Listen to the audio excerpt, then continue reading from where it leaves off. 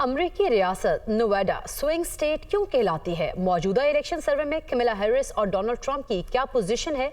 इस हवाले से तफसीलात जानेंगे अमेरिका में मौजूद दुनिया न्यूज के नुमाइंदे मोहम्मद इशफाक से। जी मोहम्मद इशफाक, दोनों उम्मीदवारों की क्या सूरत हाल है?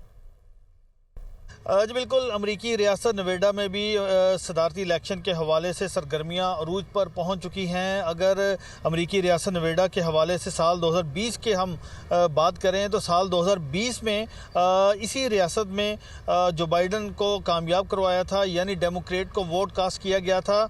और इस हवाले से लेकिन जो बाइडन इंतहाई कम मार्जिन से इस रियासत से कामयाब हुए थे।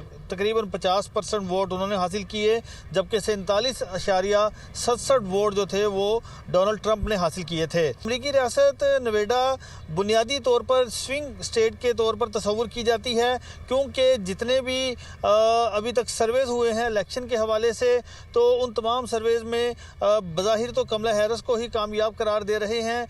लेकिन 2008 के बाद से तो ये डेमोक्रेट को वोट कास्ट करते रहे हैं, यहाँ से उम्मीदवार कामयाब होते रहे हैं। लेकिन उससे पहले रिपब्लिकन को